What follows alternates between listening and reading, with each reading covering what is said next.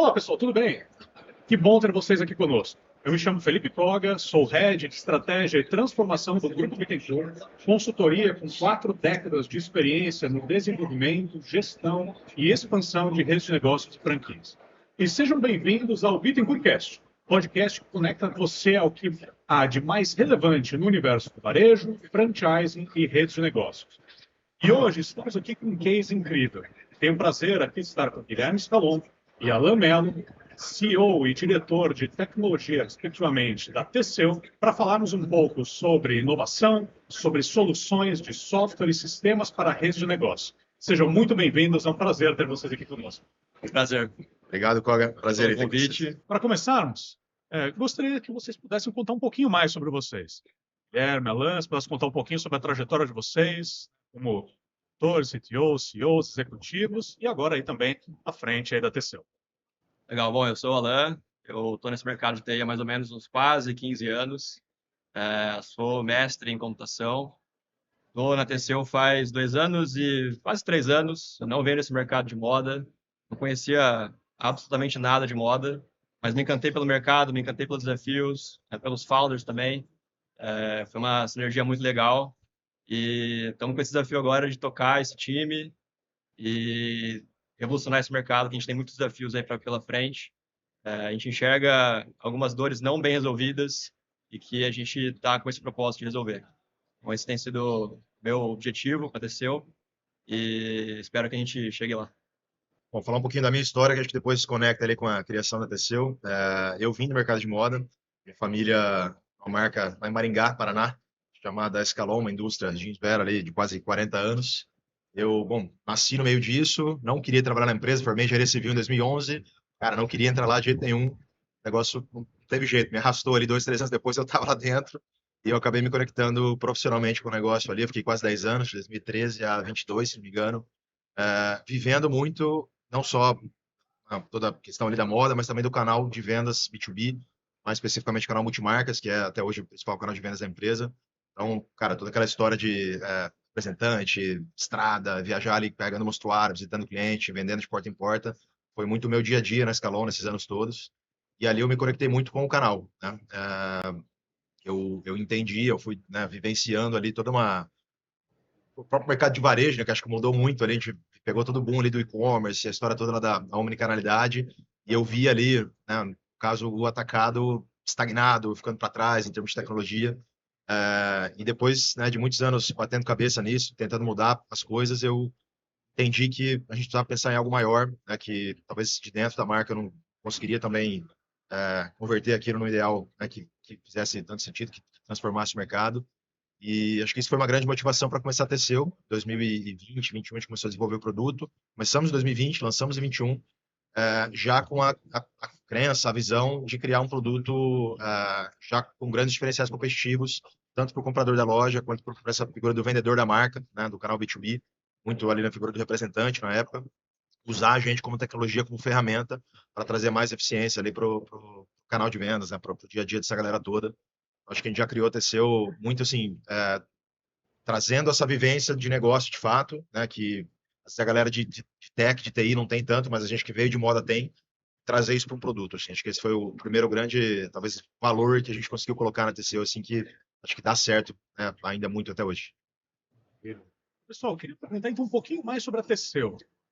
Como vocês hoje solucionam essas dores do varejo? A gente sabe que o varejo passa por cenários, né, de alto, de baixo, é um mercado altamente desafiador e competitivo. E como é que a Teceu entra com um diferencial competitivo para melhorar essa experiência que você comentou, seja do comprador, do empresário, do executivo ali do varejo? A gente foca muito em experiência, a plataforma tem um diferencial muito grande voltada para a experiência do comprador. Os concorrentes, assim, a gente enxerga que eles não focaram tanto nisso.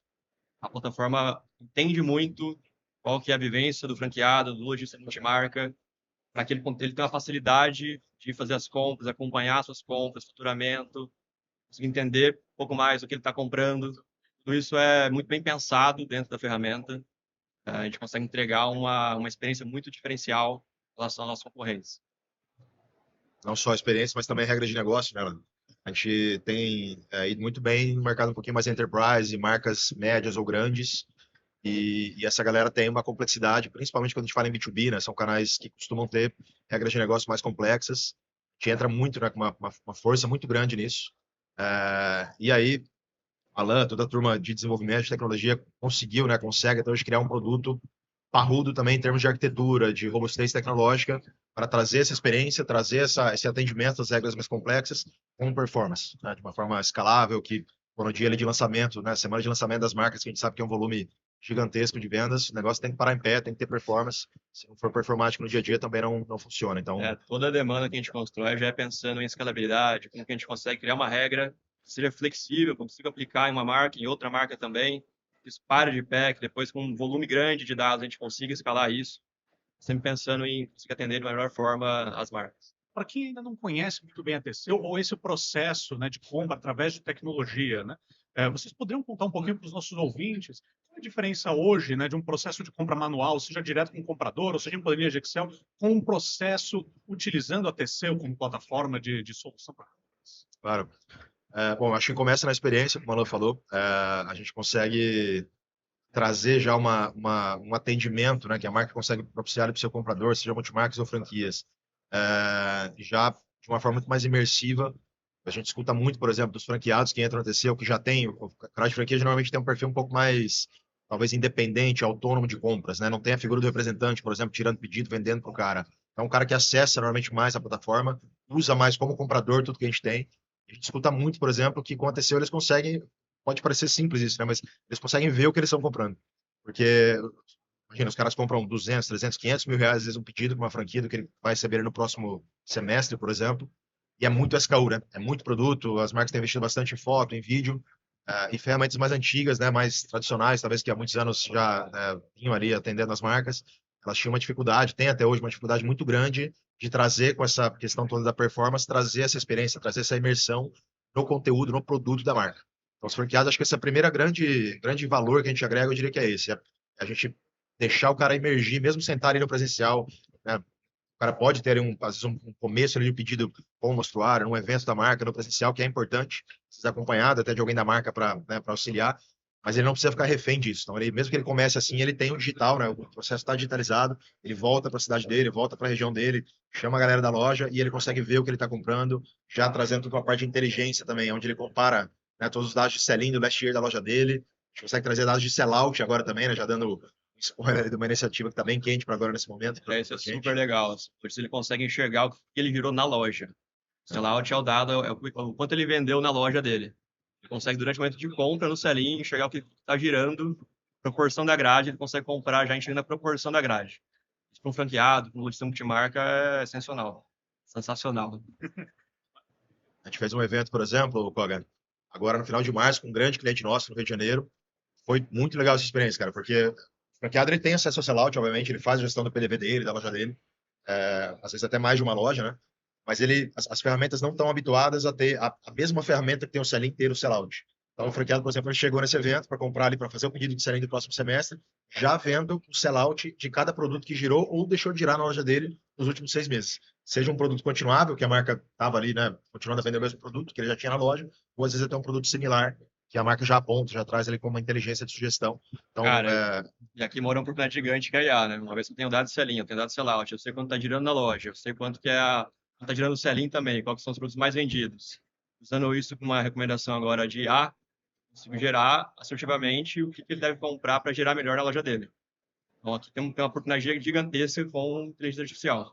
Legal. E é justamente então perguntar sobre isso, né? Agora com todos esses dados, né, que é a base, né, para uso de uma inteligência artificial ou machine learning, né, ou frentes aí que a gente tem visto bastante no mercado. Como é que vocês na Tecel estão implantando isso agora para gerar essa melhor experiência para o cliente? Vocês falaram da questão de compra preditiva, né, ou previsão de demanda. O que mais vocês podem compartilhar conosco?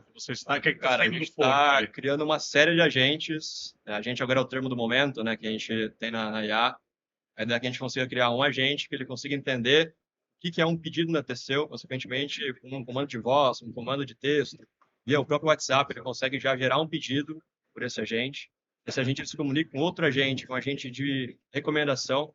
Ele consegue entender os dados de oportunidade que a franquia fez para esse lojista, qual que é o dado anterior da coleção passada, para conseguir entender uma projeção, quanto que ele deve comprar. agentes de analytics, ele conseguia buscar dados, entender como é que foi o faturamento dele na loja, drop sellout. Tem uma série de agentes que a gente consegue combinar esses agentes para se comunicar de uma forma facilitada com o franqueado, com o lojista.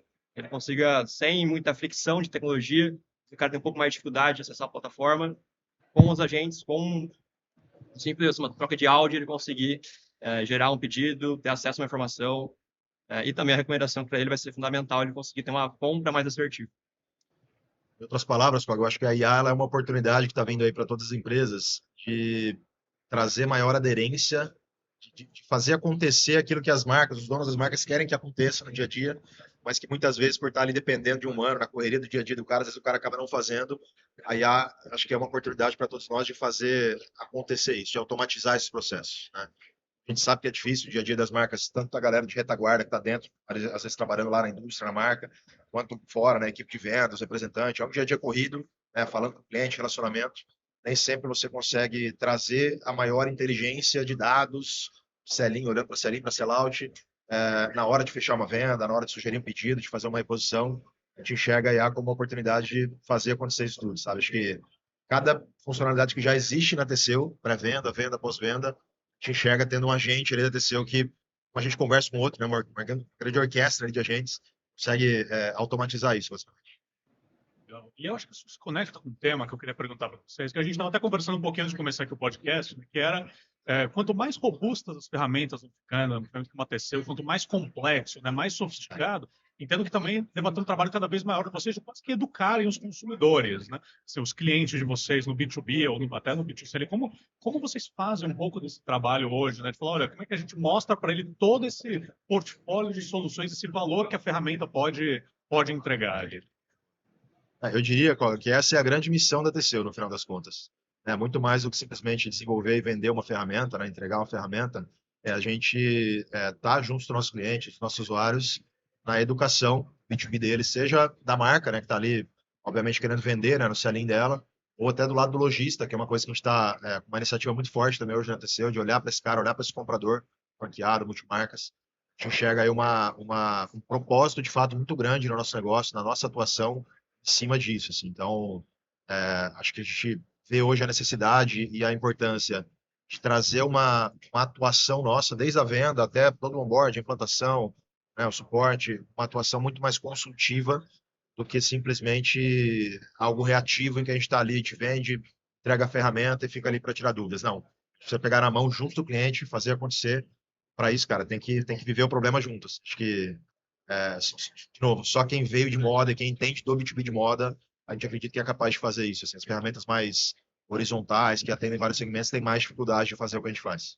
E aí vem a força também de vocês desse background do varejo, né? Do segmento de moda enraizado aí no surgimento ali da companhia também. Né?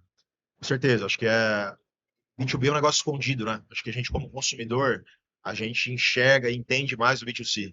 Pô, a gente vai no shopping, a gente compra no e-commerce, a gente, né, tem uma noção de como é que é o varejo.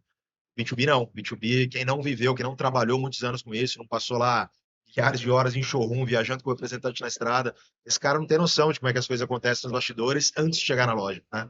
Eu acho que o fato da gente vir disso é, sem dúvidas, um grande diferencial para a gente conseguir entender melhor a dor, os problemas dos nossos clientes e conseguir ajudar. Pessoal, para a gente fazer um wrap-up aqui, gostaria de perguntar então para vocês o que vocês estão vendo para o futuro da TCU, 5, 10 anos, e que vocês podem compartilhar conosco aí dessa visão estratégica de médio e longo prazo da companhia. Boa. Pergunta profunda.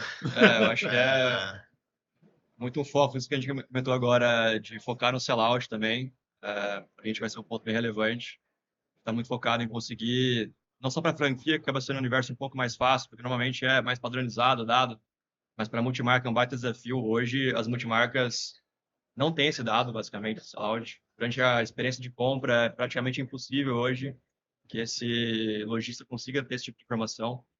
E isso tem sido um propósito nosso, conseguir organizar esses dados e trazer de uma forma que agregue, de fato, no momento de compra do lojista. E, cara, a IA também acaba entrando muito nisso. A gente conseguir incorporar a IA em todos esses processos para que a gente consiga facilitar a vida também desse lojista. Acho que isso está muito em alinhamento assim, com o nosso roadmap nesse momento. Os próximos anos, pelo menos do ponto de vista de desenvolvimento de produto, muito focado nessa direção. Nossa proposta de valor é Selim. Acho que tanto do lado da marca quanto do lojista é ajudar no Selim. E a gente, como ela falou, acho que a gente entende que fazer bom uso dos dados que a gente já tem de Selim e de dados que a gente começa a ter agora também de sellout, né? Trazer essa visibilidade ponto de venda ali para a franqueadora, para a marca que está lá vendendo nos seus canais, franquias, multimarcas. Isso, sem dúvidas, é um grande diferencial. E aí a automação também, enfim, a gente está falando aqui de acho que é uma grande oportunidade aí também para a gente trazer essa inteligência, fazer isso tudo acontecer, sempre voltando para o Selim, nunca perdendo isso de vista. Acho que é o grande core do nosso negócio, é ajudar o Selim no B2B. Então, Guilherme, Alan, agradeço muito a participação de vocês aqui no nosso podcast e agradeço também a você que nos ouviu e participou conosco hoje. E nos vemos no próximo episódio do Bittencourt Cast. Até lá!